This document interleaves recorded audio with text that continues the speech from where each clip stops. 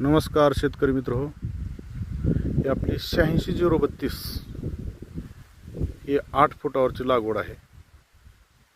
8 bye 1.25 ही ड्रीपवर लागवड केली आहे.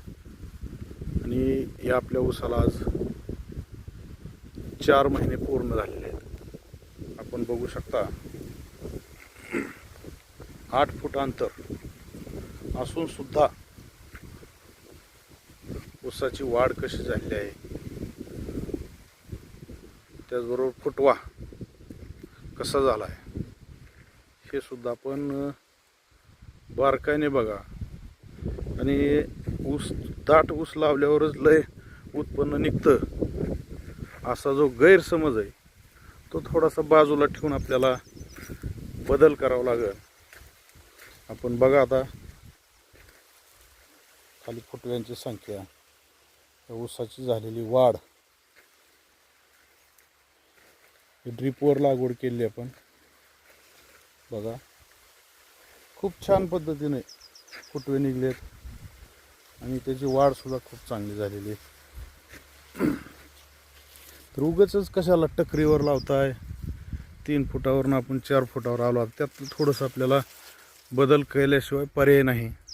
आणि आज रोजी फक्त एकच पीक असं राहिलंय की त्याला कुठंतरी हमी भाव भेटतोय, ते म्हणजे ऊस पीक.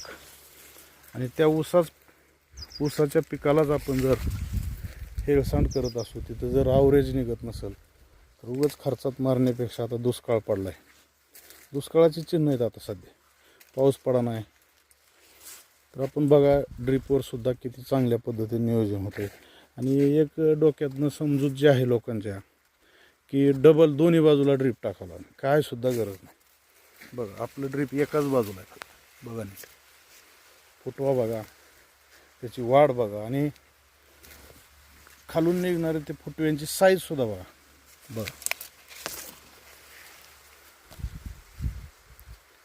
तर ऊसामध्ये थोडंसं अंतर वाढवा. अंतर वाढवल्याशिवाय आपल्याला ॲव्हरेज निघणार नाही. कांड्यांची साईज बघा, बघा किती कांडे आहेत ऊसात, कसं ऊस आहे. सहज आपण ॲव्हरेज वाढून आपल्या शेतीत उत्पन्न वाढवू शकतो आणि आपलं पाण्याची सुद्धा चांगल्या पद्धतीने बचत करू शकतो. धन्यवाद.